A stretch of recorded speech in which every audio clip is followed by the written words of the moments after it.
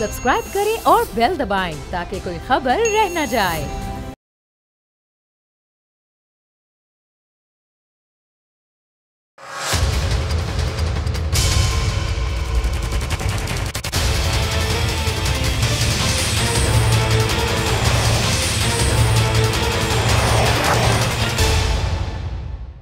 अस्सलाम वालेकुम, आप देख रहे हैं प्रोग्राम बस बहुत हो गया। मैं हूं अरबाब जहांगीर और बड़े दो तीन आज मौज़ूआत हैं जिन पर बात करनी है। आज पीडीएम की स्टीयरिंग कमेटी का इजलास हुआ और कल सरबराही इजलास होना है जिसमें फिर ये तय किया जाएगा कि अब हुकूमत के खिलाफ ये लॉन्ग मार्च कब करना है, कैसे करना है। अभी फ़िलहाल शटर डाउन और हड़तालों की इस तरह की एक तहरीक है, उसको पीडीएम आगे लेकर चलना चाह रही है। इसके अलावा साबिक चीफ जस्टिस साकिब निसार साहब की जो ऑडियो लीक हुई है, अब तकरीबन हर शख्स तक सोशल मीडिया पर वो ऑडियो पहुंच चुकी है, सबने उसको सुन भी लिया है। उस पर साकिब निसार साहब की तरदीद भी आ चुकी है कि वो उनकी आवाज़ नहीं है, लेकिन हुकूमत का इस पर जो मौक़िफ़ आया वो साकिब निसार साहब से थोड़ा सा मुख्तलिफ है। शहबाज गिल साहब ने ज़ाहिर हुकूमत की तर्जुमानी करते हुए ये बताया कि ये ऑडियो मुख्तलिफ तकरीरों को साकिब निसार की तोड़कर उनके अल्फाज निकाल कर और फिर बनाया गया है। तो साकिब निसार साहब ने आवाज़ अपनी होने से उससे इनकार किया था और कहा था कि उनकी आवाज़ नहीं है, मुकम्मल तौर पर इसकी तरदीद की थी, लेकिन हुकूमत का मौक़िफ़ इस पर थोड़ा मुख्तलिफ है। और एक और अहम खबर जो कि पाकिस्तान और IMF के दरमियान मुआहदे की है, ये मुआहदा अब तय पा गया है। बहुत दिन से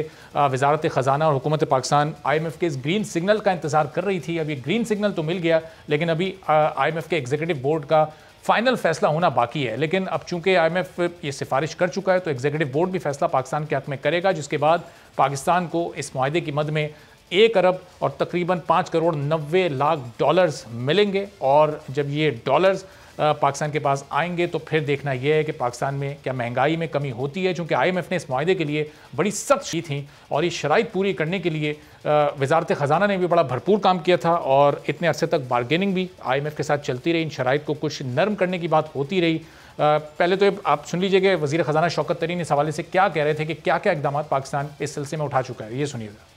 मार्च में जब हमने $500 मिलियन लिए थे तो हमने इनसे वादे जो किए थे वो ये थे कि 700 अरब रुपए के हम जो है टैक्स या एग्जम्पशंस कम करेंगे। हम तकरीबन ₹4.95 के टैरिफ बढ़ाएंगे, विच इलेक्ट्रिसिटी वगैरह। और उसके बाद स्टेट बैंक का ये जो है ये एक अमेंडमेंट्स जो है हम लेके आएंगे उसको। मैंने आपको ये कहा था कि ये देखें, मैं बिलीव करता हूँ टैक्स जो है वो ब्रॉडनिंग में, टैक्स जो है पिरामिडिंग में मैं बिलीव नहीं करता हूँ। और मेरे नज़दीक जो है टैरिफ बढ़ाना बाय इटसेल्फ जो है वो एक मसले का हल नहीं है। शौकत तरीन को हुकूमत पाकिस्तान लाई थी महंगाई को कम करने के लिए, लेकिन जब IMF से डील में गए, IMF की शराइत जो अमूमी तौर पर होती हैं उसमें पेट्रोलियम लेवी को बढ़ाना होता है, उसमें बिजली को महंगा करना होता है, उसमें टैक्स छूट को ख़त्म करना होता है, टैक्स बेस बढ़ाना होता है। तो ज़ाहिर यही शराइत पाकिस्तान के साथ भी उन्होंने आयद की और बड़ी सख्ती के साथ आयद की और काफ़ी हद तक ये हुकूमत उन पर अमल भी कर रही है। इस सिलसिले में गुफ्तगू करते हुए वज़ीर ख़जाना शौकत तरीन ने क्या कहा और हमाद अज़हर भी उनके साथ मौजूद थे, ज़रा ये भी सुन लीजिए। IMF पाकिस्तान को तकरीबन $1 बिलियन देगा और वो तकरीबन $3 बिलियन उनके हो जाएंगे जो उन्होंने हमें दिए होंगे। लेकिन उन्होंने कहा है कि बिजली के नर्ख में एडजस्टमेंट, टैक्स के निज़ाम में बेहतरी, अखराजात में एहतियात और मालियाती नज़्म व ज़ब्त वो चंद अहम इक़दाम हैं जिनसे मुल्क में ठोस माशी बुनियादों पे इस्तवार करने में मदद मिलेगी। PDL का होगा जिसमें ₹4 हर महीने हमने बढ़ाना है ताकि वो ₹30 तक जाए। अगले चंद माह को मजीद बेस टैरिफ के अंदर अभी फिलहाल हम राइज नहीं देख रहे। चंद माह के बाद एक शायद हमें टैरिफ राइज करना पड़े, लेकिन उसकी तादाद काफ़ी कम होएगी जो हालिया हमने पिछले माह किया है। तो इसका मतलब आने वाले दिनों में पेट्रोल भी मजीद महंगा हो सकता है, बिजली भी महंगी होगी और इस सब के बदले पाकिस्तान को मिल रहे हैं $1 अरब। तो अब क्या पाकिस्तान इस दलदल में धंसता जा रहा है? चूँकि अब जो IMF की ये डील है इसकी टोटल लागत पाकिस्तान के ऊपर अब $3 अरब 20 लाख और 70,000 डॉलर हो जाएगी जब ये डॉलर्स पाकिस्तान के अकाउंट्स में आ जाएंगे। अब क्या सूरत हाल माशी तौर पर इसमें बेहतर हो सकती है? इस बारे में गुफ्तगू करते हैं। अब्दुल कादिर मंदुखिल साहब पाकिस्तान पीपल्स पार्टी के सीनियर रहनुमा हमारे साथ मौजूद हैं। जनरल टाइड एजाज अवान साहब सीनियर तज्जियाकार हैं, हमारे साथ मौजूद हैं। कुछ ही देर में फिरदौस शमीम नकवी साहब भी पाकिस्तान तहरीक इंसाफ से हमारे साथ मौजूद होंगे। तो जनरल साहब, गुफ्तगू का आगाज़ ज़रा आपसे करते हैं। एक न्यूट्रल पॉइंट ऑफ व्यू पहले आ जाए। ये हम IMF के प्रोग्राम में गए, IMF ने मंजूरी दे दी है, ये डॉलर्स पाकिस्तान आने वाले हैं। इसके बाद एक आम आदमी के लिए आप क्या समझते हैं, क्या हालात बेहतरी की तरफ जाएंगे या फिर पाकिस्तान एक दलदल में धंसता जा रहा है? Thank you very much. देखिए, मैं मईशत का एक्सपर्ट नहीं हूँ और मैं कोई हतमी राय तो देने से कासिर हूं कि मुल्क की मईशत किस तरफ जाएगी, लेकिन जिस तरीके से टैरिफ बढ़ाने की बात हो रही है या टैक्स लेवीज को कम करने की बात हो रही है, जो टैक्स रिबेट्स दिए जा रहे हैं उनको कम करने की बात हो रही है, इसी तरह इंटरेस्ट रेट बढ़ाया जा रहा है, तो इससे मुझे लगता है कि ओवरऑल एक आम आदमी पर बोझ बढ़ेगा। और जो पहले से ऑलरेडी एक एहसास है लोगों में, और महंगाई से यकीनन तनख्वाहदार तबका या कम आमदनी वाले लोग यकीनन बहुत तंग हैं, जबकि बिजनेसमैन और जो अपर क्लास है, अपर स्प्रेड ऑफ सोसाइटी है, उनको तो कोई ख़ास फ़र्क नहीं पड़ता, लेकिन जो अक्सरियत है आवाम की, उन पे यकीनन ये जो हुकूमत की मुआशी पॉलिसियाँ हैं ये भारी पड़ रही हैं। अब मुझे ये समझ नहीं आती कि हम क्यों कर एक डिपेंडेंट कर्जों से चलने वाली मईशत बन गए हैं, जबकि मुल्क में वसाइल की कमी नहीं है। और अनफॉर्चुनेटली पिछले 14 बरस में जब प्रेसिडेंट मुशर्रफ गए थे तो उस वक्त $33 बिलियन फॉरेन लोन था, और आज वो 115 या 120 बिलियन पे पहुंच चुका है।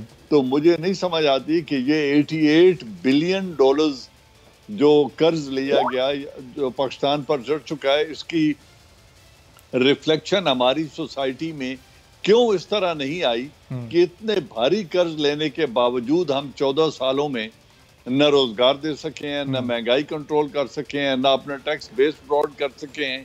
तो एक तो मुझे पॉलिसी साजी का फुकदान पिछली हुकूमतों में भी था, मौजूदा में भी नजर आ रहा है। सही। और नेक्स्ट जो इशू है, देखें, ये कौम इस तरह हम लोग एक कंज्यूमर इकोनॉमी बन गए हैं कि $3 बिलियन की हम कारें इंपोर्ट करते हैं सालाना, और $2 बिलियन के हाई एंड टेलीफोन इंपोर्ट होते हैं, सेल फोन्स। तो जब $5 बिलियन की इंपोर्ट्स हो रही हैं, अगर हम इन्हीं को कट डाउन करें और मुल्क की मईशत पे तवज्जो दें, तो फिर शायद हमें $1.5 अरब के लिए झुकना नहीं पड़ेगा। लेकिन चूंकि मैंने पहले कह दिया कि मैं मईशत का एक्सपर्ट नहीं हूँ, पूरी तरीके से मुल्क की मईशत को नहीं समझता हूँ, लेकिन एक कंज्यूमर होने की हैसियत से एक जो कॉमन सेंस असेसमेंट है, उसमें मुझे समझ नहीं आती कि हम $5 बिलियन का सामान तायुश इंपोर्ट करने पे पाबंदी लगा के इस बैलेंस को ठीक क्यों नहीं कर सकते। सही। और ज़ाहिर जन साहब, आपने भी कहा कि वो जो एक रिफ्लेक्शन है, इतनी बड़ी तादाद में, इतनी बड़ी मिकदार में जो कर्जे लिए गए, उसकी रिफ्लेक्शन हमारी सोसाइटी में नज़र नहीं आती, तो आखिर वो पैसा फिर यूटिलाइज़ कहाँ हुआ है। तो अब्दुल कादिर मंदोखेल साहब, ज़ाहिर पाकिस्तान पीपल्स पार्टी की भी हुकूमत रही, नून लीग की भी हुकूमत रही, पाकिस्तान तहरीक इंसाफ भी, IMF के पास जाना हर हुकूमत की मजबूरी है। किसी हुकूमत ने इस प्रोग्राम से निकलने की कोशिश नहीं की। ये हुकूमत जब मार्च में गई थी, उसके बाद आप देखें IMF मुस्तकिल ये चाहता था कि पेट्रोलियम लेवी बढ़ाई जाए, लेकिन इस हुकूमत ने अपने तौर पर काफ़ी हद तक कोशिश की है उसको मिनिमाइज़ करने की। तो क्रेडिट देंगे हुकूमत को इसका? जी बिल्कुल क्रेडिट दूंगा। पहली बुनियादी बात तो ये है कि जिस शख्स को ये नहीं पता था कि मईशत होती किस चिड़िया का नाम, और वो अपने तौर पे एक दावे कर रहे थे कि मेरे पास 200 माशी टीम है जिसका सरगना चाइना का अरस्तु असद उमर होगा, और फिर पहले ही 6 महीने में वो अरस्तु उनका फेल हो गया। और फिर वो आते थे कि अगर मैं IMF के पास जाऊं तो मैं खुदकशी को तरजीह दूंगा, मैं मशवरा नहीं दूंगा, खुदकशी आराम है। मगर सवाल ये है कि इसका मतलब ये है कि 126 दिन के धरने में जो कुछ उन्होंने बिल जलाया है, सुप्रीम कोर्ट के ऊपर कपड़े लटकाया है, PTV पर हमला किया है, पुलिस अफसरान को तपड़े मारे, उंडी के जरिए तरगीब दिए, ये सब चीज तो झूठ बोला ना इस शख्स ने। अब आप आके फंस गया बोर में। अब जो IMF जो नहीं भी मांगता है वो उसे पहले करते। पहले में तो ये होता था कि IMF शर्त लगाती थी और वो फिर करते थे। ये तो बड़ी एडवांस हुकूमत है कि IMF ने अभी शर्त लगाई नहीं तो पहले से सरेंडर हो गए। और फिर आपने देखा, और पहला पाकिस्तान का पहला वज़ीर-ए-आज़म जो कौम से खिताब के दौरान IMF को एश्योरेंस दे रहा था कि मैं पेट्रोल बढ़ाऊंगा। आपने कभी जिंदगी में किसी वज़ीर-ए-आज़म या सदर के खिताब सुना है जो कौम से खिताब के दौरान वो पेट्रोल बढ़ने की यानी बजाय कौम को रिलीफ देने की वो तकलीफ के पैगामात दे रहे थे? और जो वादे किए उस पर किस हद तक अमल किया? फिरदौस शमी नकवी साहब से जानते। फिरदौस साहब, ये अब ज़ाहिर है ये IMF का प्रोग्राम मंजूर होने का इस मुल्क में एक आम आदमी ये मतलब लेता है कि अब बिजली भी महंगी होगी, अब पेट्रोल भी महंगा होगा, वो पेट्रोलियम लेवी जो कम रखी हुई थी अब वो बढ़ने, अभी पिछले 15 दिन पहले ही ₹4 उसमें इजाफा हुआ है, तो आप देखें पेट्रोल 146 पे पहुंच गया। अगर ये 25-30 पर पहुंचा दी तो पेट्रोल तो 180-200 क्रॉस कर जाएगा। एक आम आदमी कहाँ जाएगा? तो महंगाई का एक नया तूफान आने वाला है इसका मतलब। बिस्मिल्लाहिर्रहमानिर्रहीम। गश्ती भंवर में फंसी हुई, इसपे, और ये भंवर महंगाई का भंवर है, और भंवर जब आता है तो उसके पीछे जो मसाइल है वो मैं आपके प्रोग्राम का बाकी वक्त डिस्क्राइब करने में लगा सकता हूँ। यहाँ कोई मईशत के एक्सपर्ट्स नहीं है। मैं समझता हूँ जाती तौर पे मेरा चूंकि बिजनेस कम्युनिटी से ताल्लुक रहा है तो इन दोनों हज़ार के मुकाबले में थोड़ी सी इल्म मेरे पास शायद इस मामले में ज्यादा हो। हमने गुनाह किए हैं और ये गुनाह जितने अरसे में हुए उसका बुनियादी अगर आपको समझना है वो ये है कि हमारे अखराजात हमारी आमदन से ज्यादा है। सही। और ये क्या पहली दफा हो रहा है या इस हुकूमत पे हो रहा है? जो कर्जा आप लेते हैं उसकी किस्त भी वापस करनी होती है, उस पर सूद भी देना होता है। आपका जो दफाई अखराजात है वो अपनी जगह है। आपने आइन में तरमीम करके ये भी मखसूस कर दिया कि सूबों को एक 58.4% जो आमदनी होगी वो उनको मिलेगी, और अब वफाक जो है वो एक कमजोर वफाक हो गई माशी तौर के ऊपर। बिल्कुल सही। अब इसका कुल नतीजा क्या होता है? जब टैक्स में इजाफे की कोशिश की जाती है तो दो ही तरीके रह जाते हैं, या तो उन पे टैक्स और लगा दो जो बाजी में टैक्स देते आए हैं, और जब टैक्स रेट में इजाफे की बात की जाती है तो ताजिर हजरात सड़कों पे आ जाते हैं। एग्रीकल्चर पे टैक्स इसलिए नहीं लगता कि वो एक सूबाई मसला है। इस मुल्क के अंदर जितनी टैक्स पोटेंशियल और टैक्स इवेजन है उसका जो हिसाब किताब आता है तो आज भी जो है फिरदौस साहब, एग्रीकल्चर पर बड़े बड़े सियासतदान टैक्स लगने भी तो नहीं देते ना, ये भी तो एक जी मैं आपकी बात से 100% एग्री करता हूँ। एक लालू खेत का मार्केट जो है वो पूरे लाहौर से ज्यादा अगर टैक्स दे तो ये शर्म की बात है। और ये इस मुल्क के निज़ाम के अंदर ये जो खराबी, एक इदारा जिसे FBR कहते हैं वो एक इंस्टीट्यूशन नहीं बन सका। इस मुल्क में वाइट कॉलर क्राइम के ऊपर कितने लोग पकड़े जाते हैं वो अपनी जगह एक इशू है, और जो इसकी तरफ काविशें की जा रही है उसके नतीजे क्या क्या आ रहे हैं, वो काविशें किस हुकूमत ने ज्यादा की है, माजी की हुकूमतें या मौजूदा हुकूमतें, ये उनके टैक्स कलेक्शन के परफॉर्मेंस से जज किया जाता सही कि कितना टैक्स कलेक्शन में इजाफा किसने किया। इस मसले का हल तो ही है कि अपने अखराजात कम करो, अपनी आमदन बढ़ाओ। जो पिछली हुकूमत थी नवाज शरीफ साहब की, अगर एक्सपोर्ट्स को जज करें आमदन के लिए तो उसने अपने 5 साल में वो तकरीबन मुंजमद रही, और इस वक्त जो हमारी हुकूमत आई है उसने उसमें बहुत ज्यादा इजाफा किया है बाजी की हुकूमत के साथ। सही। नए नए एरियाज एक्सप्लोर किए गए, फॉर एग्जाम्पल IT का एरिया, कि अब हम $2 बिलियन पे आ रहे हैं। बिल्कुल सही बात की गई, मोबाइल फोन लगाए नहीं जा रहे थे। जब से हमारी हुकूमत आई हमने मोबाइल फोन के इस साल पाकिस्तान ने $1 बिलियन के मोबाइल फोन बनाए, और हमें उम्मीद ये है कि अगले 2 साल के अंदर हमारे यहाँ 80 to 90% जो मोबाइल फोन इस्तेमाल होगा वो लोकली मेड मोबाइल होगा। अच्छा, ठीक है, चलें। यानी आपकी हुकूमत कोशिश तो कर रही है। अब देखना है कि IMF का प्रोग्राम जब अमल दरामद पर मुकम्मल हो जाता है उसके बाद IMF का प्रोग्राम जो है वो ऐसा है जैसे कैफे जिल्लत के अंदर आप खाना खाने चले जाए। अच्छा, सही। वहाँ सिर्फ जिल्लत के अलावा कुछ और नहीं मिलता, लेकिन मरता क्या अदा करता वाली बात। बिल्कुल ठीक। चलें, बड़ी बदोखेल साहब ने बातें की, लेकिन ये तो कह दिया, लेकिन ये नहीं समझाया कि $12 अरब वापस करने हो और $2 अरब जेब में हो तो बाकी $10 अरब कहाँ से लाएगा? सही। चलें, उनका टर्न आएगा तो वो समझा देंगे। अब हमें जनरल साहब की तरफ जाना और अगले मौजूद की तरफ। जी चलें, मुकम्मल कर लें फिरदौस साहब। एक IMF का प्रोग्राम इतना इम्पोर्टेंट नहीं होता, लेकिन उसकी इम्पोर्टेंस इसलिए बढ़ती है कि IMF के साथ world bank, Asia development, Islamic infrastructure bank और जो बाकी दूसरे डेवलपमेंट एजेंसीज की फंडिंग है वो भी इससे लिंक हो जाती है। तो ये $1 बिलियन की बात नहीं है, ये $7-8 बिलियन की बात है जो पाकिस्तान की फंडिंग इस वक्त होती है। सही, चलें पॉइंट आपका आगे। जनरल साहब ज़रा ये जो इस वक्त इदारों को ख़ास तौर पर साबिक चीफ जस्टिस साकिब निसार साहब को जिस तरह से निशाना बनाया जा रहा है या अपोजिशन की ज़बान में बोलें तो उनको एक्सपोज करने की कोशिश की जा रही है। ये पहले राना शमीम साहब का बयान हल्फी आया, 26 को उसकी समात लगी हुई, अब देखते हैं कि वो आकर अपने उस बयान पर स्टैंड करते हैं अदालत में या नहीं। अभी एक ऑडियो आ गई है, ज़ाहिर साकिब निसार साहब ने तो इसकी मुकम्मल तरदीद कर दी है। ये इस तरह की चीज़ें सामने आना ये अदालत पर असरअंदाज होने की, फैसलों पर असरअंदाज होने की कोशिश है। चूँकि अभी एतजाज़ हसन साहब चंद दिन पहले मेरे साथ प्रोग्राम में मौजूद थे, उन्होंने कहा कि अपोजिशन तो अपने आप को बिल्कुल बेगुनाह साबित कर सकती थी, अगर अरशद मलिक साहब की वीडियो वो अदालत में पेश कर देते तो मियाँ साहब की सज़ा ख़त्म कर दी जाती। ये इस तरह के पैदर पे वाक़यात किस तरफ, किस जानिब इशारा कर रहे हैं जनरल साहब? Thank you very much.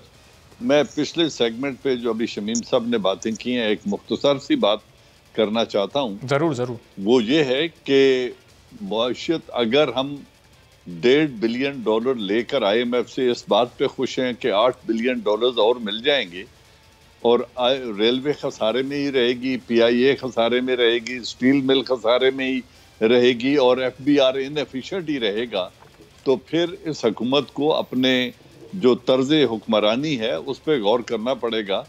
इस तरह ब्लाइंडली 3 साल गुजर गए हैं या 3.25 साल, मजीद 2.25 साल अगर ऐसे गुजरेंगे तो कहाँ हम खड़े होंगे at the end of the day. जैसी पहली हुकूमतें में थी, पहले मैंने कहा कि $33 बिलियन कर्ज था जब जिस दिन प्रेसिडेंट मुशर्रफ गए, $58 बिलियन था जब 5 साल पीपल्स पार्टी ने मुकम्मल किए, कोई 98 पे था जब नून की हुकूमत खत्म हुई, और अब 115 या 118 बिलियन पे है जब ये हुकूमत जा रही है। तो कर्ज अदा तो कर रहे हैं। अगर तमाम इंडिकेटर्स पॉजिटिव हैं कि एक्सपोर्ट्स बढ़ गई हैं, रेमिटेंस बढ़ गई है, और अगर ये तमाम इंडिकेटर्स पॉजिटिव हैं तो उसका इफेक्ट पॉजिटिव आना चाहिए था। पहली हुकूमतें भी कर्ज उतारती रहीं और मजीद कर्ज लेती रहीं। अगर मौजूदा हुकूमत ने भी यही करना है तो इस कौम को इस दलदल से कौन आके निकालेगा, इसकी समझ नहीं आ रही। अब रही बात जो अभी आपने किया, उससे मुख्तसर सी बात इतनी है कि हमारी अदालतों की तारीख कोई इतनी ताबनाक नहीं है।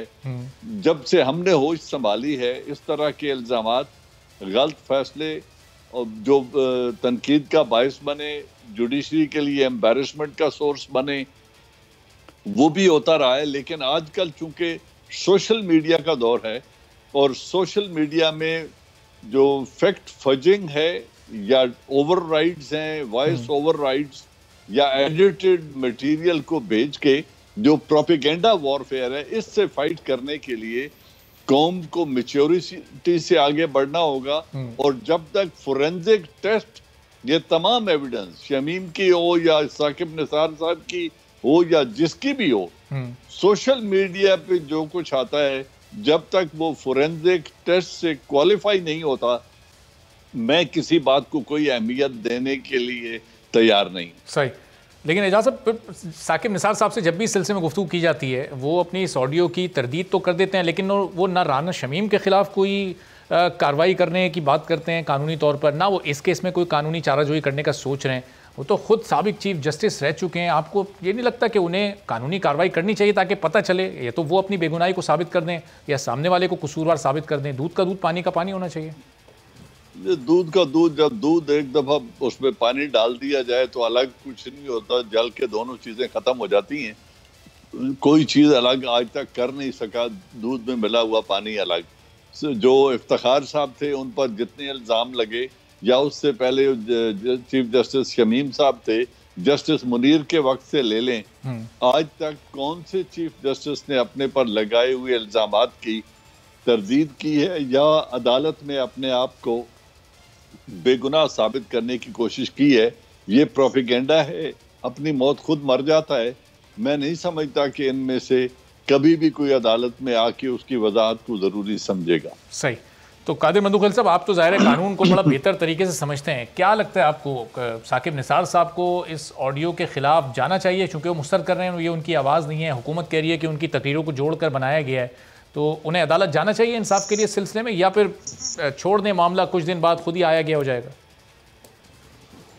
नहीं, मेरे ख्याल में ये दोनों बातें मगरब और मशरिक की तरफ जा रहे हैं। हुकूमत कह रही वीडियो असली है और साकिब निसार साहब कह रहे जाली है, तो बड़ा आसान सा फार्मूला है, फॉरेंसिक का रिपोर्ट 2-4 घंटे में आ जाएगा, भेज देते, हुकूमत ही भेज दे, साकिब निसार साहब भी रिक्वेस्ट कर ले, दूध का दूध पानी का पानी हो जाएगा। इसमें इतने ज्यादा बहस की टॉक शो की जरूरत नहीं पड़ रही है। और दूसरी बात, अभी पिछले हफ्ते मैंने कौमी असम्बली से एक तहरीक पास करा है जजेस की अपॉइंटमेंट के हवाले से, कि जहां चपरासी की नौकरी तो इंटरव्यू और टेस्ट के ऊपर होते हैं, और हाई कोर्ट के सुप्रीम कोर्ट की जो तैनाती है वो डायरेक्ट चैम्बर से, या जो सुप्रीम कोर्ट का या जो हाई कोर्ट की जो चीफ जस्टिस होते हैं वो नाम भेज देते हैं और आगे अप्रूव हो जाता है। तो अगर मेरी इस तहरीक पे, मेरी इस बिल पे अमल पहले ही हो जाता तो आपको ये दिन देखना नहीं पड़ता। और दूसरी बात बड़ी आसान सी है कि जो पहले अरशद मलिक साहब की वीडियो आ गई है, उस वीडियो पे क्या बना और उस वीडियो को मुस्लिम लीग नून ने क्यों इस्तेमाल नहीं किया। उसको अदालत में एक जज, जिसको आप खुद ये साबित कर रहे हो कि जज जो ना वो उसने जो ना वो एक तरफा या जो भी मराहत उसने हासिल की, मैं नाम नहीं लूंगा चीजों का, तो वो तो वैसे ही आपका फैसला डैमेज जाता। ना किसी अपील में मुस्लिम लीग नून ने इस्तेमाल किया, ना कोई वीडियो को रेफरेंस टॉक शो की नजर तो होती रही है, सोशल मीडिया होती रही, मगर अदालत के फोरम पे उस वीडियो को नहीं। एक जज जो खुद दागदार है, मैं नहीं कहता हूँ दागदार है, जो वीडियो आई जो दागदार है, उस दागदार के बाद तो फिर उसकी फैसले की कोई इज्जत नहीं रही। आज भी अगर साकिब निसार साहब का जो ऑडियो आ गया, इस वीडियो का अगर फॉरेंसिक हो जाए 2-4 घंटे में आ जाती है, इतनी लंबी चौड़ी बात नहीं है, तो उसके बाद फिर नवाज शरीफ साहब को जो सजा है उसकी तो कोई कानूनी अखलाकी तो इज्जत नहीं रही। आया दोनों तरफ क्यों इस बात को डिनाई और एग्री कर रहे हैं? तो मैं हुकूमत से भी कहना चाह रहा हूँ, मैं मुस्लिम लीग नून से भी कह रहा हूँ, आप ही इसको फॉरेंसिक करा दे, नून लीग के करा दे, हुकूमत ही करा दे। इतनी ज्यादा बेस नून लीग के कुछ रहनुमा तो ट्वीट्स कर रहे हैं कि ये फॉरेंसिक उसका हो चुका है, गैरेट डिस्कवरी नाम का कोई इदारा है शायद गालिबन, वहां से इसका फॉरेंसिक हुआ है। लेकिन फिरदौस साहब, ये इसमें हुकूमत क्यों पार्टी बन रही है? ये तो उन दो फरीकों के दरमियान मामला है। हुकूमत की तरफ से जब राना शमीम वाला बयान एल्फी सामने आया, उसमें भी हमने देखा बड़ा खुलकर साकिब निसार साहब की साइड ली गई। अभी उस मामले का कहीं कोई फैसला तो नहीं सामने आया। अभी ये वीडियो सामने आई है, शहबाज गिल साहब कह रहे हैं कि ये उनकी तकरीरों को तोड़ तोड़ कर बनाया गया है। हुकूमत क्यों पार्टी बन रही है साकिब निसार साहब के साथ? हमने पाकिस्तान मुस्लिम लीग नवाज और मरियम नवाज के किरदार में बदस्तूर एक चीज थी, जब उनकी पेशी होने वाली होती है और फैसले के करीब कोई घड़ी आ रही होती है तो वो हमला भी करवा देती है। उसकी भी वीडियोस आपके पास आई कि गाड़ियों में पत्थर रख के किस तरह कोर्ट में आई उनके पत्थर। फिर दूसरी दफा हुई तो अरशद मलिक वाला केस ले आए। अब तीसरी दफा ये बात हो रही है तो अब जो है उन्हीं राधा शबीर बात है। सही, वो राधा शबीर साहब की बात जो है उसके गले पड़ गई, इससे कि वो जज साहब मौजूद ही नहीं थे, उनका कोई ताल्लुक नहीं था। वो जब गले पड़ गई तो उससे बचने के लिए एक और साहब आके उन्हीं से और बयान देती है। ये सारे जो मसाइल है वो एक ही तरफ इशारा करते हैं कि कोई आदमी राह फरार इख्तियार करना चाहता, और चूंकि हम समझते हैं कि इस मुल्क की तबाही में पाकिस्तान मुस्लिम लीग नवाज का एक बहुत बड़ा हाथ है और उन्हीं ने तमाम इदारे तबाह किए। जस्टिस तैयूब का वीडियो हमें और वो ऑडियो और जो है वो रिकॉर्ड का हिस्सा है जी, जिसको इन्हीं ने भी डिनाई नहीं किया। जब इनका माजी का किरदार ऐसा रहा और जस्टिस अरशद मलिक साहब की भी जो बात आई उसमें बड़े वाजे है कि खुद उनके साहबजादे मौसूफ थे उनसे खाने काबा में और मस्जिद नबवी में मुलाकात की। किसी जज से क्यों मुलाकात करता है कोई शख्स? सही, ठीक है, कोई गुजरे। चलें, पॉइंट आपका फिरदौस साहब आ गया, बहुत बहुत शुक्रिया। फिरदौस शहीम साहब, एजाज अवान साहब, कादिर मंदुखेल साहब हमारे साथ मौजूद थे। और जाहिर है जब इस तरह के और ऑडियोज़ आती हैं तो न सिर्फ इनसे इदारों को हिट किया जाता है बल्कि इसका सियासी फ़ायदा उठाकर अपनी अपोजिशन जमात को भी मुलायन करने की कोशिश की जाती है। एक ब्रेक लेते हैं और ब्रेक के बाद PDM ने हुकूमत मुखालिफ सरगर्मियों में तेज़ी लाने का फ़ैसला किया और शायद मार्च वो महीना हो सकता है कि जब PDM के तमाम रहनुमा और तमाम अपोजिशन जमातें लॉन्ग मार्च के लिए निकलें। एक ब्रेक के बाद इस पर मज़ीद बात करेंगे।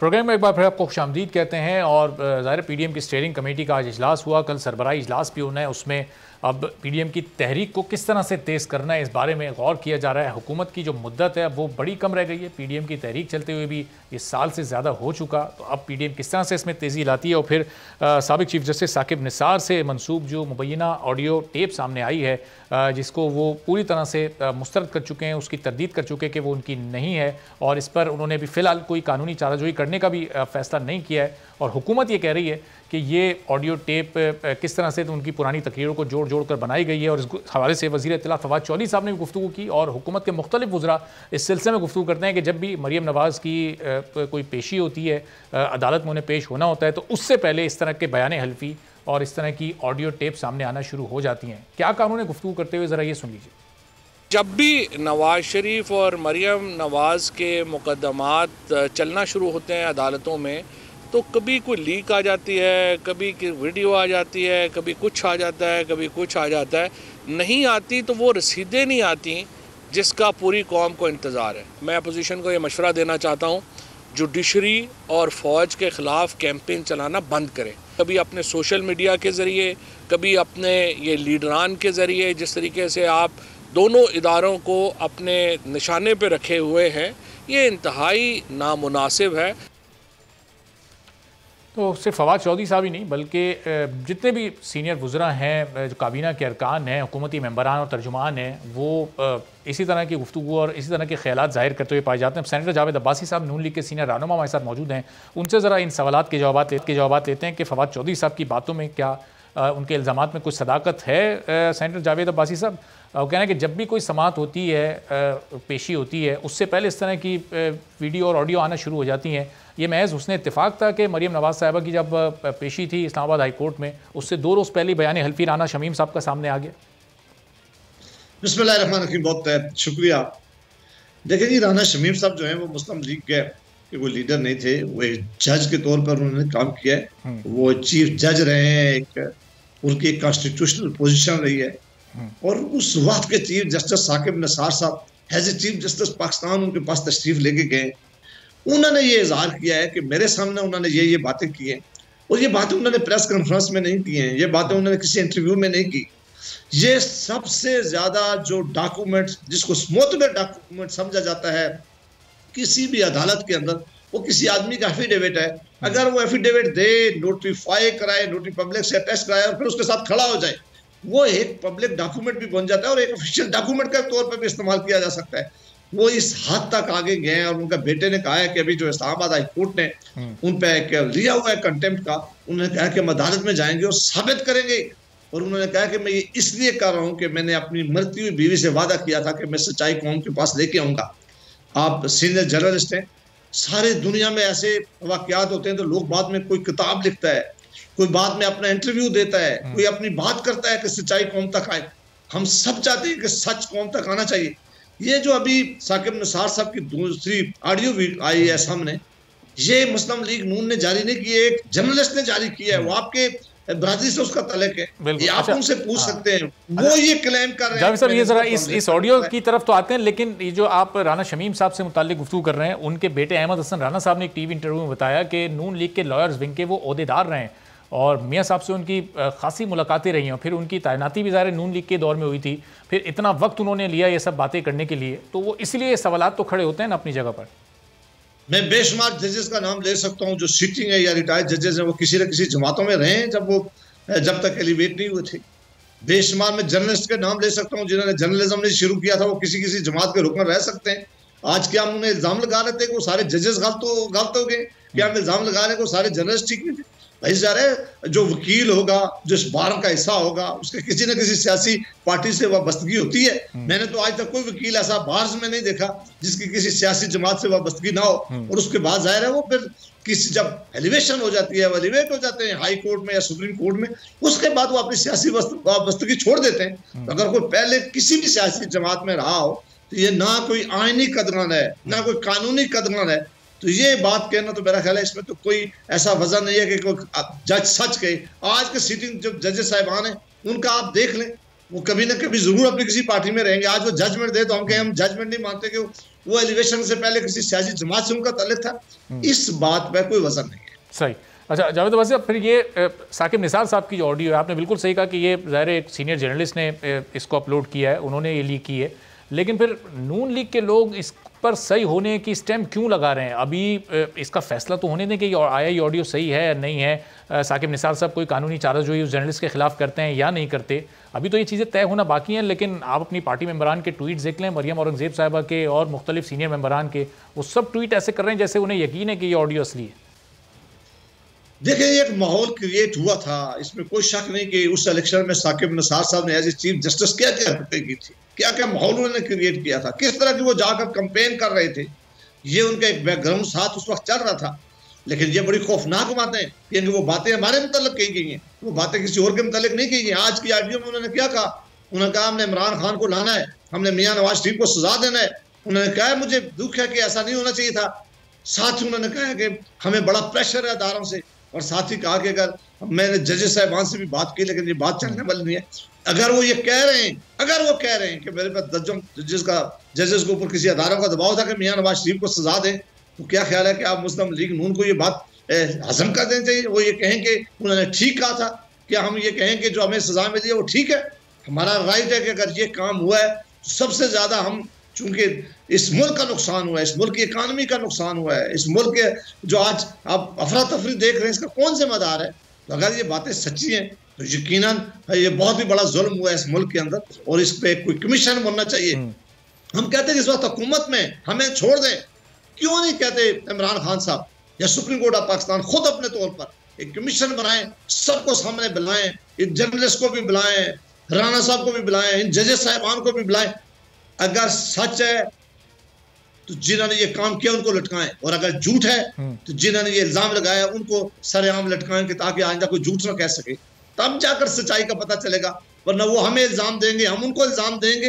क्या इस मुल्क की यही मुस्तकबिल है? हमारे बच्चों का यही मुस्तकबिल है कि हम एक दूसरे पे इल्जाम लगाते रहे और सच सामने ना आने दें? और अगर कोई जरूरतमंद करके सामने सच लाता है, हम सारे उसके पीछे इसलिए पड़ जाए कि भाई उसने उस वक्त सच क्यों नहीं बोला, आप बोला है। भाई सच सच है, जिस वक्त भी कोई कहे, लेकिन आज इस पर कमीशन होना चाहिए। जावेद अब्बासी, जिस कमीशन का आप मशवरा दे रहे हैं, तजवीज़ दे रहे हैं, शायद खाकान साहब भी कई बार ट्रुथ कमीशन बनाने की बात कर चुके हैं, कि तमाम अपोजिशन जमातें इस पर मुत्तफिक हैं? क्योंकि हुकूमत के खिलाफ तहरीक चलाने में भी हम देख रहे हैं, पीपल्स पार्टी अलहदा हो गई, ANP अलहदा हो गई, हुकूमत के खिलाफ आप लोग मुत्तहिद नहीं हैं, तो क्या तमाम अपोजिशन जमातें इस ट्रुथ कमीशन की तजवीज़ पर मुत्तफिक हैं, मुत्तहिद हैं? एक तो मेरा ख्याल आपने अपने सवाल को जो रिफ्रेश किया है, तो आप सर अपने टॉपिक से खुद भी आपने हट गए। मैंने हुकूमत पे कोई इल्जाम नहीं लगाया, मैंने किसी जमात का भी नहीं। मैं ये कहता हूँ कि सपोज ये मैं करता हूँ कि मैं गलत इन्फॉर्मेशन आपके मुताल्लिक लेके आता हूँ और मैं गलत लेके आता हूँ, वो सच्चाई नहीं है, तो आपको क्या ये राइट हासिल नहीं है कि आप किसी अदालत में जाके अपनी बेगुनाही साबित करो कि वो सच मुझे बताओ कि आपने किस तरह किया? आप ये करेंगे कि नहीं करेंगे? और दुनिया में ऐसा होता है कि नहीं होता? मैं ये कह रहा हूं कि मुझे नहीं, मैं ना किसी चीज पे मैं ये कह रहा हूं कि इतनी खौफनाक टेप्स आई हैं, इतनी वीडियोस आई हैं, ऑडियोज आई हैं, अब इस पे बड़े सीरियस क्वेश्चन उठाए गए हैं, और ये जजेस साहिबान ने एक दूसरे पे भी उठाए हैं। इससे पहले शौकत सिद्दीकी साहब ने भी कुछ सवाल उठाए थे, कुछ जस्टिस फैजी साहब ने भी उठाए।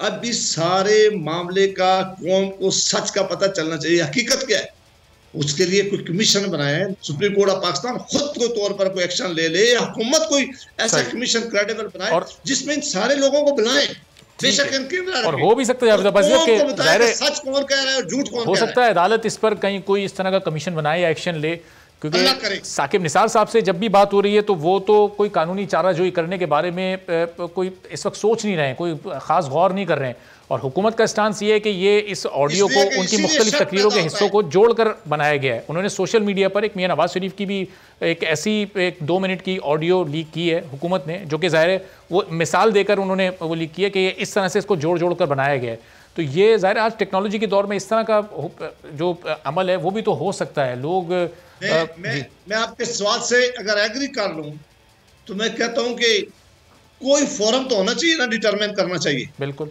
अगर मैंने गलत बयानी किया था मुझे लटकाया जाए, अगर इनमें किसी जजेस साहिबान ने गलत इल्जाम लगाया है और किसी जर्नलिस्ट ने गलत इल्जाम लगाया, किसी सियासी वर्कर ने गलत इल्जाम लगाया, उसको भी सजा लटकाना चाहिए। और अगर किसी आदमी ने ऐसा काम किया तो उससे भी पूछना चाहिए कि क्या आईनी अदारों के बड़े जिम्मेदार लोग ऐसा काम करते हैं, ऐसा करेंगे? क्या ये मुल्क की खिदमत हुई है?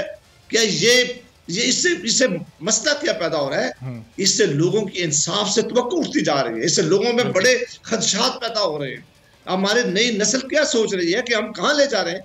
इसलिए कोई ना कोई कमीशन बोले, सच सामने आ जाए। मैं नहीं कहता कि जो बात हम कह रहे हैं वो ठीक है, सच सामने आना चाहिए। बिल्कुल, चलें, ये आपकी बड़ी अच्छी और न्यूट्रल डिमांड है कि सच सामने आए, आपकी अपनी डिमांड के मुताबिक ना आए, जो हकाइक हैं वो ज़रूर सामने आने चाहिए। अब ये पीडीएम के इजलास पर इजलास हम देख रहे हैं, सेंटर साहब हो रहे हैं, लेकिन ये तहरीक कहीं कुछ जान नहीं पकड़ पा रही। हुकूमत को आप लोग टफ टाइम नहीं दे पा रहे। अब ये लॉन्ग मार्च कब कर रहे हैं, कब होगा, उसको शायद अगले साल तक टाल दिया गया है। ये साल भी हुकूमत ने पूरा कर लिया, ये अगला साल तो वैसे ही आखिरी साल होगा, 23 में इंतखाबात होने हैं। इसका मतलब कि ये पीडीएम चलती रहेगी और हुकूमत भी अपनी मुद्दत पूरी करने में कामयाब हो ही जाएगी। देखिए, हम कोई गैर आईनी इकदाम ना करते हैं, ना हमें करना चाहिए। आइन के अंदर रहकर पार्लियामेंट के अंदर, पार्लियामेंट के बाहर हम जदोजहद कर रहे हैं। वो जदोजहद क्या है? वो ये नहीं है कि हम इक़्तिदार में आ जाएं, वो ऐसी भी नहीं है कि हम कहते हैं कि इनको हटा के हमें लगा बैठ जाएं। हम कहते हैं कि आज इस मुल्क के जो हालात, जिन मुल्क इकानमी के जो हालात हैं, जो गवर्नेंस के जो हालात हैं, जो लोग मजबूर हैं, जो गुर्बत फैल रही है, जो रोजाना की बुनियादों पर महंगाई हो रही है, ये अगर अब फौरी तौर पर ना रोकी गई तो अल्लाह ना करे ये मुल्क किसी ऐसी बंद गली में ना फंसा दें ये टोला, फिर हम सारे मिलकर इसके ठीक ना कर सकें। ये जदोजहद है हमारी, जदोजहद में टाइम लगता है। ये कोई ऐसा तरीका नहीं हो सकता कि हम आज ही जाएं जिस तरह इमरान खान साहब गए थे कि वज़ीर आज़म हाउस पर अटैक कर दें, हम जाएं कि वज़ीर आज़म हाउस को आज खाली करेंगे। हम ऐसा नहीं कर सकते। हम अपनी आइन के अंदर जो हमें इख्तियार दिए हुए हैं, जो कानून के अंदर हमें इख्तियार एहतजाज या लॉन्ग मार्च तो आइन के अंदर रहते हुए इसमें कोई गैर कानूनी कदम तो नहीं है ना। लेकिन बार बार आप लोग सोच विचार करते हैं, लेकिन ऐसा लग रहा है कहीं कोई डेड लॉक शायद दोनों बड़ी जमातों के दरमियान, मौलाना साहब और नून लीग के दरमियान है, जो ये लॉन्ग मार्च फाइनल नहीं हो पाता, इस्तीफों वाली बात भी फाइनल नहीं हो पाती। देखिए, ये बात आपकी ठीक है कि बड़ी जो सियासी जमातें होती हैं, हर एक का अपना एक तरीकाकार है फैसला करने का, नजरिया रखने का, और हर जमात को ये अख्तियार है कि वो अपनी मर्जी से फैसला करे। हम एक बड़े एजेंडे पर तो एग्री हो सकते हैं, लेकिन हम सारी जमातें किसी एक प्लेटफॉर्म पर ना पहले इलेक्शन लड़ी है ना आइंदा लड़ेंगी। ज़ाहिर है हमारे अपने भी सियासी इंटरेस्ट हैं, हम उनको भी देखते हैं। हम देखते हैं कि हमें क्या फ़ायदा है, हमें किस तरह सियासत करनी है। बड़ा एजेंडे पर सारी सियासी जमातें इस बात पर एग्री हैं कि वो समझती हैं कि मुल्क माशी बुरान है। इस मुल्क के अंदर वो समझते हैं कि इस मुल्क में इस वक्त बहुत सीरियस मामले हैं। जब इस मुल्क के इंफॉर्मेशन मिनिस्टर कहते हैं कि किसी भी टेररिस्ट ऑर्गेनाइजेशन के साथ ये रियासत अब लड़ने की ताकत नहीं रखती जी। अब ये इतना ज्यादा सीरियस मामला है, आपका क्या ख्याल है कि इन मामलात जब मुल्क गुजर है तो सियासी जमातें चुप रह के बैठ सकती हैं? तो ज़ाहिर जदोजहद कर रही हैं, वो लोगों के पास जा रही हैं, लोगों को मोबिलाइज कर रही हैं, पार्लियामेंट के अंदर बात कर रही हैं कि इस मुल्क के माशी हालात अगर ठीक न हो तो हम एक बहुत बड़े खतरे में दाखिल हो सकते हैं। इसलिए हम अपनी जदोजहद जारी रखें। ठीक है, बहुत बहुत शुक्रिया। सेनेटर जावेद अब्बासी साहब हमारे साथ मौजूद थे, नून लीग के सीनियर रहनुमा। कह रहे थे कि पीडीएम की जद्दोजहद जारी रहेगी और हुकूमत के खिलाफ हम जल्द ही कोई कदम उठाने वाले हैं, और लेकिन कोई भी कदम गैर आईनी नहीं होगा और गैर जमहूरी भी नहीं होगा। एक ब्रेक लेते हैं और ब्रेक के बाद वापस आएंगे तो आपको बताएंगे कि 25 नवंबर से मुल्क में पेट्रोल की किल्लत पैदा हो सकती है। पेट्रोलियम डीलर्स एहतजाज पर जा रहे हैं, हड़ताल करने की बात कर रहे हैं, इसकी वजूहात क्या हैं। एक ब्रेक के बाद से बात करेंगे।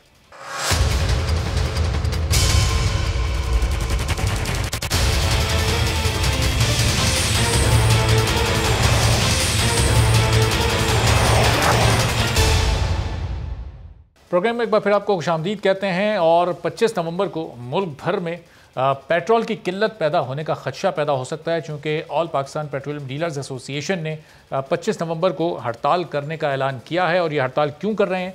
इससे पहले इनके हुकूमत से मुज़ाकरात हुए थे, इन्होंने कमीशन को बढ़ाने का यानी 6% करने का मुतालबा हुकूमत के सामने रखा था, और हुकूमत ने इस मुतालबे पर यकीन दहानी भी इनको कराई थी, मानने की बात भी की थी। और 5 नवंबर को इनकी जानिब से पहले हड़ताल का ऐलान किया गया था, लेकिन वो उस वक्त मौखर कर दी गई थी। अब पेट्रोलियम डीलर्स की क्या शिकायत है हुकूमत से? क्या हुकूमत ने अपना जो वादा था, जो कमिटमेंट थी, उसको पूरा नहीं किया?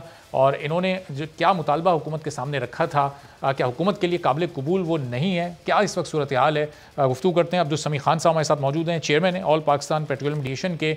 बहुत शुक्रिया अब्दुल समी खान साहब। ये पहले तो ये बताइएगा, हुकूमत से आपके मुज़ाकरात हो गए थे, फिर आपने हड़ताल ख़त्म करने की बात कर दी थी, अब ये 25 नवंबर को दोबारा हड़ताल का ऐलान क्यों किया आपने? देखिए कोई गलतफहमी पैदा हो रही है। देखिए हमने 5 तारीख को हड़ताल का ऐलान किया था। गवर्नमेंट ने कहा आइए हम आपसे बात करते हैं। सही। तो हम 3 तारीख को वहां पहुंच गए। हमने कहा कि हमारे साथ बड़ी ज्यादती हो रही है, हम कोई शोबा ऐसे नहीं है, आटा घी दुनिया भर की चीजें जो खुद बढ़ा सकते हैं, हम अपना जो गवर्नमेंट फिक्स करती है उससे ज्यादा 1 पैसा नहीं देते। और ये हमारा एक पुराना मुतालबा था। और 98 में मैंने फखरुद्दीन जी इब्राहिम को एंगेज किया था और हम सुप्रीम कोर्ट में चले गए। सही। उस वक्त गवर्नमेंट ने कहा कि भाई आप आके बैठ जाएं। तो हम फखरुद्दीन जी इब्राहिम और हम तीनों पार्टियां बैठी और उन्होंने हमारे मुतालबा जो था कि 5% तक हमें आप उस वक्त हमें आप मार्जिन या कमीशन दे दे, उन्होंने एग्री कर लिया। मगर उन्होंने एक शर्त लगाई कि हम इसको आहिस्ता आहिस्ता दे सकते हैं, इसमें एकदम हम नहीं दे सकेंगे। सही। तो सन 3 तक हमें 4% मिलता रहा। ठीक। उसके बाद जब सन 4 आया तो उससे कम होते होते और आके बिल्कुल यहाँ बहुत ही कम रह गया, कुछ 2.5-3% है। सही। अब मसला ये है उस वक्त के अखराजात, इस वक्त के अखराजात, इसमें बिजली को देख लें। अच्छा अब्दुल समीद खान साहब, ये 2.5% ये कब आया? ये मुस्लिम लीग नून की हुकूमत के दौरान आया या पाकिस्तान तहरीक इंसाफ की हुकूमत आने के बाद आप लोग इस 2.5% कमीशन पर आए? कब आए इस फिगर पर आप लोग? नहीं, ये इन्होंने नून के कर दिया था, फिर उसके बाद इन्होंने 20 पैसे बढ़ाए मौजूदा हुकूमत ने।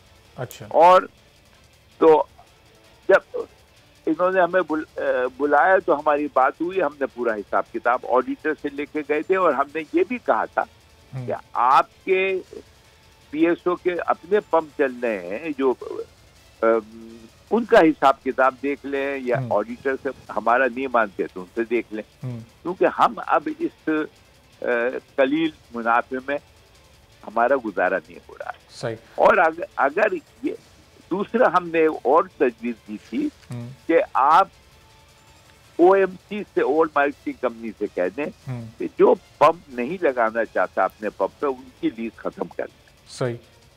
और इसमें तो अच्छा अब्दुल समीद खान साहब, जरा आम लोगों के लिए अगर समझाने के लिए आप बता सकें, जो आपका कमीशन है अगर ये बढ़ता है, चूंकि आप 2 गुना से भी ज्यादा उसको करने की बात कर रहे हैं, 2.5 से 6 तक, तो क्या इससे पेट्रोल की कीमत भी बढ़ जाएगी? ये किस अमाउंट पर आप ये कमीशन ले रहे होते हैं? देखिए बात ये है कि टैक्स में भी एडजस्ट कर सकते हैं। और हमने तो ये भी कहा था इससे कि आप देख लें, हम हमारे 6 चाहिए, आप एकदम नहीं कर सकते, क्या करते, हमें हिसाब तो बताएं आप। हमने तो ये टाल मटोल करते रहे और इन्होंने हमें 17 तारीख का वायदा किया था। और आज अब्दुल समीद खान साहब, किससे ये मुज़ाकरात आपके किससे हो रहे थे? कौन ये टाल मटोल कर रहा था? ये पहले मिनिस्टर हमाद रजा से हुई। हमाद अजहर साहब। हाँ। और फिर उसके बाद उन्हें सेक्रेटरी पेट्रोलियम डॉक्टर अरशद को कमेटी का गवर्नमेंट की तरफ से सरबराह बनाया। मैं ओगरा का चेयरमैन था, डीजी ऑयल थे, और वो और हमारे हर सूबे के हमारे नुमाइंदे थे। और 3 तारीख को उन्होंने यकीन दहानी आपको कराई थी कि आपके मुतालबात हमने मान लिए, 5 आप हड़ताल नहीं करेंगे? नहीं, ये नहीं कहे, ये मान नहीं लिए। अच्छा। उन्होंने कहा आप आइए, बैठिए, हम हिसाब देखते हैं, अगर आपका मुनासिब हिसाब है तो हमें कोई एतराज नहीं। अच्छा। अगर ये कहते मान लिए फिर तो कोई मसला ही नहीं रह गया था। तो इन्होंने हमें आज भी मैंने हमाद रजा का वो सुन रहा था समा पे जी, और मैं भी बोल रहा था, तो उन्होंने फिक्र नहीं बताई कि हम क्या कमीशन देंगे। अच्छा, लेकिन बढ़ाने का बोल दिया उन्होंने? बढ़ाने का तो उनको बोलना ही, अगर 10-20 पैसे बढ़ाते हैं तो वो तो हमारे लिए, हमें तो चाहिए फिगर। अच्छा, कि हमें ये बताइए कि आप हमें कितना फिगर चाहिए अब्दुल समीद खान साहब आपको? देखिए तो ये इन्होंने देखिए परसेंटेज की जगह ये कहते हैं हम परसेंटेज नहीं दे सकते, फ्लक्चुएशन है पूरी दुनिया में, कम होता है ज्यादा होता है, तो हमने कहा आप एक फिगर दे दें हमें, इसके बराबर में हमें बता तो दें आपने क्या किया है। इतनी मीटिंगें हमारी आपके साथ हुई हैं, आपने सीक्रेट रखा है, इससे और कंफ्यूजन पैदा हो रहा है। और डीलर कहते हैं भाई हम हमसे कोई साहब अगर ये टैक्स को एडजस्ट नहीं करते और आपका ये कोई फिगर दे भी देते हैं, लेट्स सपोज 2.5 से 5 कर देते हैं आपका कमीशन, तो पेट्रोल की कीमत में फिर कितना इजाफा हो जाएगा अगर ये टैक्स भी कम नहीं करते और आपके इस कमीशन को 2.5 से 5 पर ले जाते हैं? मुझे आप ये बताएं कि 10 रुपए बढ़ा देते हैं तो उस वक्त प्रॉब्लम नहीं आती। हम तो ये कह रहे हैं कि हम ये कारोबार हम चलाना हमारे लिए मुश्किल हो गया है। अच्छा, हमने पूरा हिसाब दिया इनको और हमने कहा कि हिसाब देख लें, अगर इसमें कोई गलती है तो हमारी टीम। तो अब्दुल समीद साहब वो क्या फिगर होगा कि जिसका सामने आने के बाद फिर ये हड़ताल की कॉल आप वापस ले सकते हैं, या वो आपका ज़ाहिर कोई काबिल कबूल फिगर नहीं हुआ तो वो क्या होगा कि फिर आप हड़ताल करेंगे? कोई एक फिगर जो आपके जहन में? ये इन्होंने मना कर दिया कि हम अभी कुछ नहीं बता सकते, सीक्रेट। अच्छा, तो और शक शुबा बढ़ता है कि भाई काय के सीक्रेट है, आप दे रहे हैं तो बता दें। सही, तो फिर 25 को इसका मतलब आप हड़ताल करने जा रहे हैं? जी बिल्कुल। और ये एक रोजा होगी या फिर ये इसका दौरानिया बढ़ भी सकता है अगर आपकी डिमांड्स नहीं मानी गई? देखिए अभी तो हमने 25 से शुरू कर रहे हैं और हमारी मीटिंग होगी 24 को, जो और पाकिस्तान से आ रहे हैं हमारे ओहदेदार, ये हम उस वक्त तय करें। और समीर साहब अगर एक रोज की आप लोग हड़ताल करते हैं तो इससे जो शहर में पेट्रोल के ज़खायर होते हैं उस पर कितना फर्क पड़ सकता है? यानी कि एक आम आदमी इससे मुश्किल में आ सकता है या फिर उसके लिए आप लोगों को दौरानिया थोड़ा बढ़ाना पड़ेगा हुकूमत पर प्रेशर डालने के लिए? देखिए प्रेशर की बात नहीं, हम भी नहीं चाहते कि कंज्यूमर को कोई तकलीफ हो। और हमसे ये कंपनियों ने पूछा कि भाई हम जो ऑपरेटेड हमारे OMCs के हैं उस पर तो आप कोई गड़बड़ नहीं करेंगे?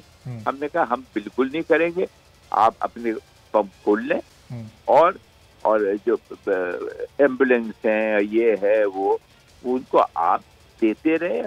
हम कोई लेबर नहीं है कि जो हम लड़े या सड़कों पे आए। अच्छा, बहुत बहुत शुक्रिया अब्दुल समीद खान साहब, all Pakistan petroleum dealer association के चेयरमैन हमारे साथ मौजूद थे और बता रहे थे कि तमाम मुतालबात हुकूमत के सामने रख दिए, लेकिन हुकूमत की जानिब से अभी तक कहीं कोई वाज़ेह मौक़िफ़ नहीं आया और अगर उनकी डिमांड्स नहीं मानी जाती तो फिर 25 नवंबर को पूरे मुल्क में वो हड़ताल करेंगे। आज के प्रोग्राम से इजाज़त दीजिए, अल्लाह हाफ़िज़।